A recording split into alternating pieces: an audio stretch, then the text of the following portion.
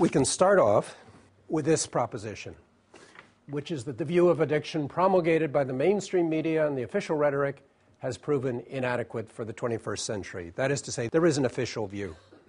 Now, here I may be being a little parochial. There is, for sure, an official view in North America.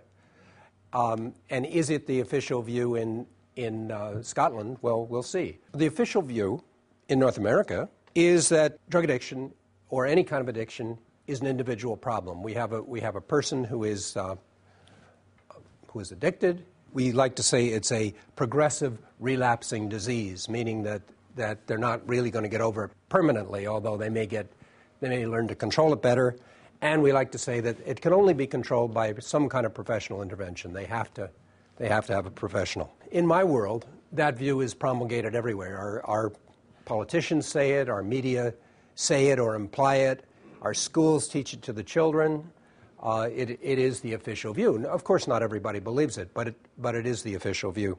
It has a kind of unassailable official quality. I'll show you a picture of what I think the official view is. There it is. I put it in terms of heroin addiction there, but let me just put it in terms of drug addiction in general. Here it is. We have a person, and the person uses this drug, and the consequence is we have an addicted person over here. There's a causal thing which happens. Somehow the drug transforms the person. And once the person becomes the addicted person, then the person has all these problems. They're anxious and they're depressed and they're likely to be violent, they're likely to be criminal, and they're really not contributing economically to society or in any other way.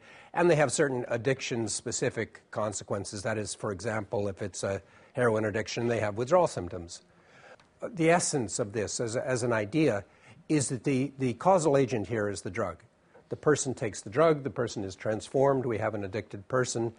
Now, there's variations on this idea, all kinds of variations. We can, in the old form of the idea, if you go back to the 1840s, go back to Women's Christian Temperance Union in my part of the world in 19th century, and what we say is if a little girl takes a single drop of alcohol, she's doomed to become an alcoholic, and all this is going to happen to her. And the drug, a single drop transforms her. That's really the old form of the idea, although that idea recurs. That was the same idea about crack cocaine in the 1980s, just a single dose, instant addiction. That's the old form of the idea. The new form of the idea is we say, well, the person, it depends. The person has some genetic qualities and some environmental things, and so some people are more vulnerable than others, and by being more vulnerable, we mean that the transformation occurs sooner. So if the person takes the drug, well, some will be transformed right away, others can take it for a year, and then they'll be transformed, but it's going to catch up with them.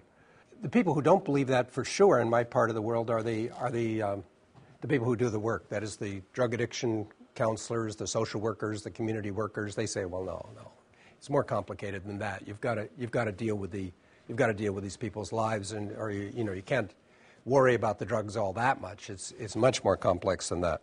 I don't want to belabor this idea because it's not important. I think this is an outmoded idea. I think this idea does us a lot of harm because it confuses us. As a lecturer at the university, I know I can't get halfway through my lecture before someone's going to raise their hand and say, but wait a minute, you're forgetting that dopamine, as soon as the person takes the drug, the dopamine goes squirting out into the nucleus accumbens, and then they become addicted, and why are you forgetting that? But I'm not forgetting it. I would maintain that this idea is truly an obsolete idea, and we need to get rid of it. I'm not saying, by the way, that it's not useful in some kinds of therapy. It has certain heuristic value in 12-step groups and so forth. There's nothing wrong with it if you choose to use it as a therapeutic tool. But as a policy group, we have to question this thing quite severely. And everything is wrong with it. One thing which is wrong with it is that it lays itself out as a doctrine which is derived from science. And in recent times we say, well, it's derived from neurochemistry, and we can show the evidence on brain scans that it's true. But it's not derived from that, nor is its origin scientific at all. Its origin is Christian. Its origin, you can find it laid out in an abstract way in St. Augustine, in the Confessions. slightly abstract way. That takes a little explaining, but I won't undertake that at the moment. But for sure, you can find it laid out in a perfectly explicit way in the Christian temperance movements of the 19th century. The idea is, this drug is the demon drug. That was a word in the temperance movements. The demon drug possesses people just like demons possessed people in the Middle Ages. The demon drug possesses people, transforms them, and if you associate with demons, you get what you deserve, which is to be transformed is to be possessed. And then you have all these horrible qualities. Well, there are, of course, certain kinds of scientific evidence, it's good science. I mean, certain kinds of scientific evidence can be brought forward to support this idea, but it's not where it comes from. It comes from, it's a particular part of our Western heritage. Second thing that's wrong with this idea is that people can use these supposedly addictive drugs for years, for very long periods of time without becoming addicted. In fact, they can use them for their whole lifetime. Some of the best recent work on this is done at Glasgow Caledonian University by Phil Delgarno and others there. Tremendously important work, but they weren't the first people to do it. It's been demonstrated over and over again. People can use these drugs for a lifetime and not become addicted. And they can use plenty of them. The Guardian newspaper in the last 2 weeks, has rediscovered a study of cocaine use, a worldwide study of cocaine use. I suspect most of you have seen that article by Ben Goldacre in the Guardian. He says, well, the WHO did a study 14 years ago showing that people can use cocaine for very long periods of time and not get addicted to it, and it was repressed. This is what the Guardian says, and it's true. It was suppressed by the American government, who threatened to take away all the funding of the WHO if they published this article. So it was not published. Well, there's tons of evidence. This equation is not true. That's a problem. The WHO cocaine study was done in 22 sites around the world. I was the principal investigator in the Vancouver site. So, if it should be useful for you guys or any of your organizations to have some of the unpublished data from the WHO study, I can provide it for you, and I'd be happy to do it. Another thing that's wrong with this is that this is a disease process. It implies there is a medical solution, but really there's no medical solution. I mean, of course, medical intervention and psychological intervention helps. There's nothing wrong with it. It can help in many cases, but it's not. It can't make this go away. It can't bring this under control. And in fact, the greater number of people who recover from addictions do it without medical intervention or psychological intervention. They just recover naturally. Another thing with this is that this makes addiction out to be a drug problem, but of course it isn't.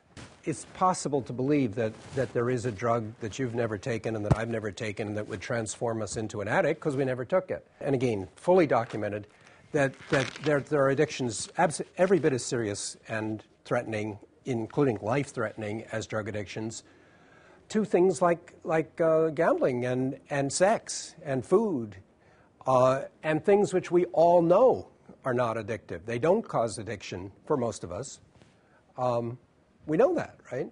So unless you somehow say those things aren't addictions, but you've got no basis to say they're not addictions except by fiat. We say, well, we'll restrict addictions to drugs. They're not different psychologically. So again, this thing falls apart. The biggest problem with this thing is that this really has been the basis of our official approach to addiction for 100 years. And it's not solving the problem. The problem is getting worse. I saw some awful, scary statistics yesterday about Scotland. They're getting plenty worse in Scotland, and it's getting worse in lots of places as well. Scotland happens to be in a jump right now, but so is China. So are many other places. The mainstream view is defective, and it is defended. Imagine that the United States government suppressed a report of the World Health Organization for 14 years, and it's not out yet. I mean, that's a lot of defense. Imagine that a study came out, a book came out this year by a Harvard University professor, and all the media in my part of the world expressed outrage that this guy said that the official view of addiction was wrong. It was as if no one had ever said it before.